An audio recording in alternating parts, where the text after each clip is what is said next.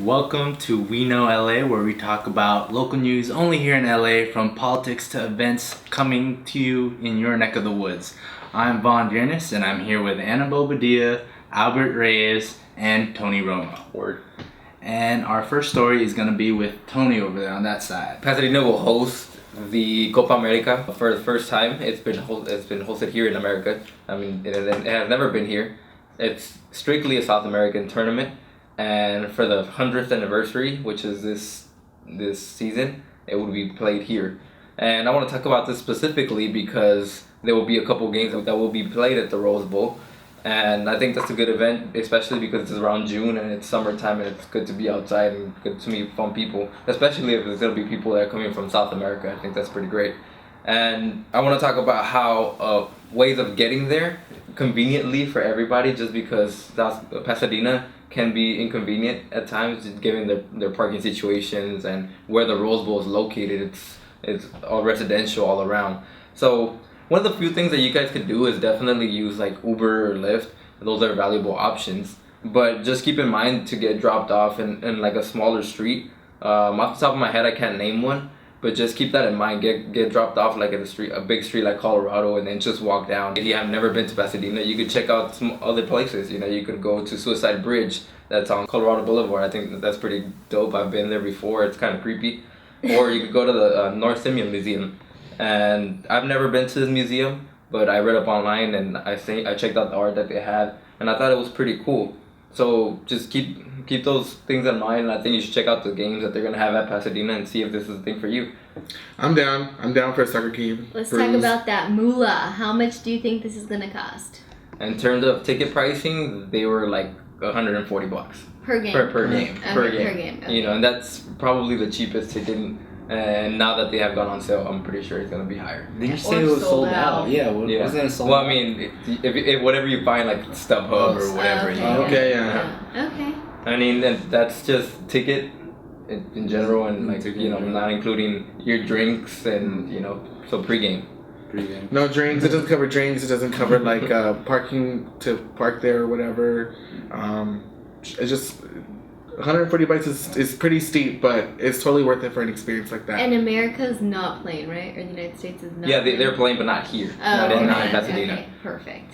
But let's talk about a cheaper festival, which. So there's a new festival. The people behind Coachella are bringing a festival to Pasadena. Don't be fooled though. Although it is a festival, and you might think that Coachella is this place where we all get wild and crazy. This, however, will be different. It's be a family-based music festival, music and arts festival, located. It is going to be hosted at the same place as Tony mentioned, at the Rose Bowl, and the golf course nearby. It's going to focus on bringing high-end or like top-tier music acts. And they're going to be family friendly. They also want to bring local artists from the local art scene in Pasadena to promote the art from the city. And one thing that they are focusing on to include in the festival that's different from others is that they want to include a section where they have a bookstore, like a pop-up bookstore. So they want to make sure that people can have an experience where they can read a book and like listen to like music, live music, and have that the coffee shop experience, but on the outside. And something that I've been thinking about different festivals and what they don't include is they also include on this festival theater acts, like shows. Nice. They want to bring shows to the festival, so it's going to be theater, books, music, and art, and it's all going to be in Pasadena, family friendly. This is one of the few events that are going to start happening in Pasadena.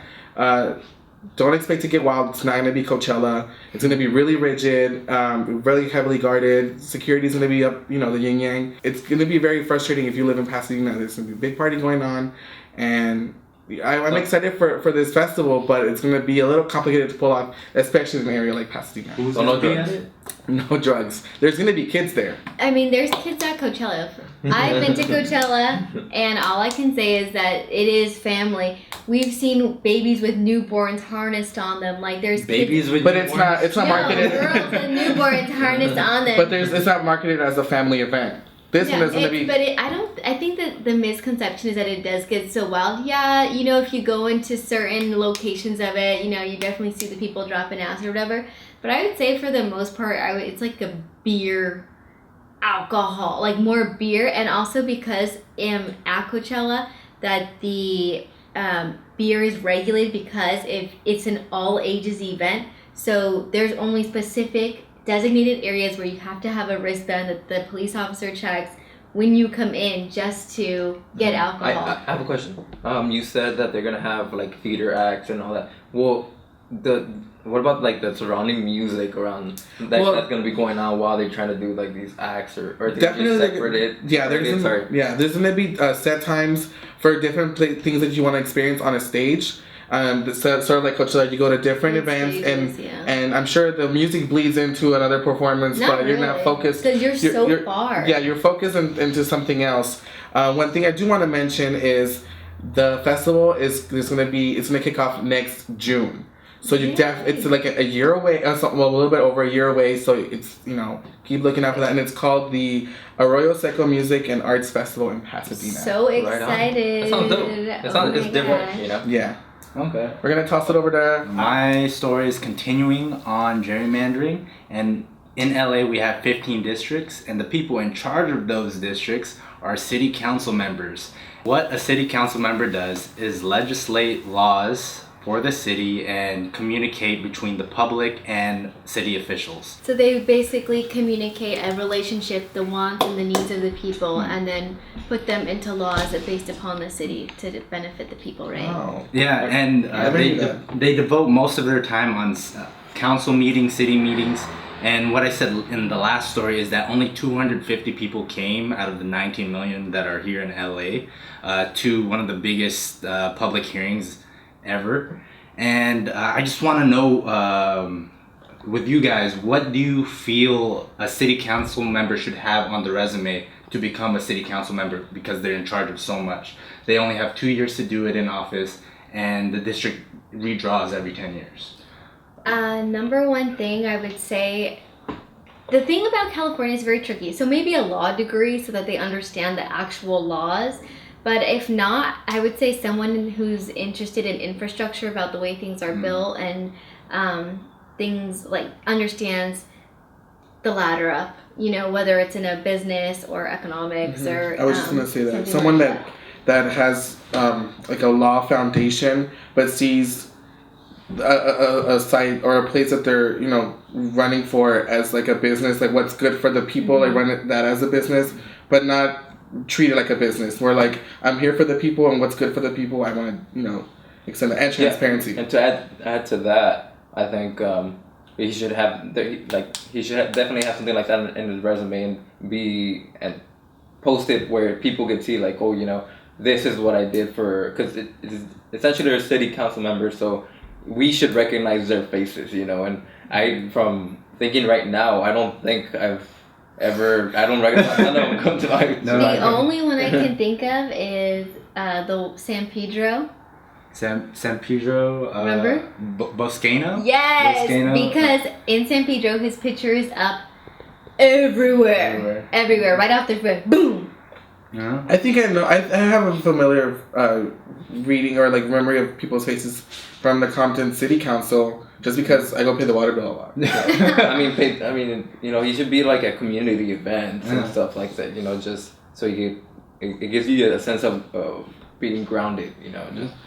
I think so. And you said something about infrastructure. We drive everywhere in LA, and we have the stories both in Pasadena, but none of us live near Pasadena. What type of infrastructure do we need to remake, like to make traffic flow better? Honestly, I want to get traffic the hell out. I think what we all need to understand is that the cities were designed at different eras and different times. So, number one, transportation has completely shifted since the time Pasadena was developed. And so at that time, we have bigger cars, wider roads. And then in other parts, we have really tiny, narrow, because they were built in the 1800s and all they had was the trolley or the train. So I think that that they try to keep the aesthetic or originalness of the city and the history of it, but some things definitely need some new infrastructure. But I think Pasadena's done a really great job as to keeping the classic and the building architecture and stuff. I think so too. And I think that's one of the reasons people like to live there. I mean, there's not too much you could change without maybe taking away the money out of the city because people want to live there because it's so well taken care of because everything looks so nice, regardless of the traffic. LA is LA. Okay. Oh. That's it. That's a one-liner. LA is LA. That's Ana Bobadilla for you guys. And if you want to know who your city council member is, because you might not recognize their faces, links down below. Okay, I am going to keep on with the festival stories tonight. Okay, so we have a Long Beach native named Vince Staples who is going to be at Coachella, who guys I'm so excited about because I've been listening to his songs on repeat. Are they good or are you just Are you just being excited? I'm serious. Is he a DJ? No, singer? he is a rapper. Like, He's a rapper. But he's a hip hop artist. I'm gonna call him an artist No. because his music ranges from like serious, sad, really messed up things like keeping it real going on in the streets, cocaine, drug dealing, depression. You say like it's a bad thing.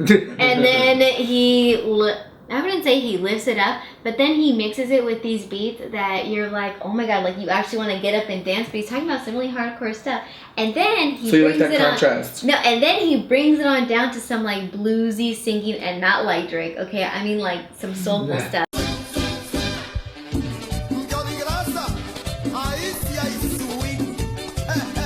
mean, I like Drake, but I'm just saying some really like deep stuff, and I'm just saying.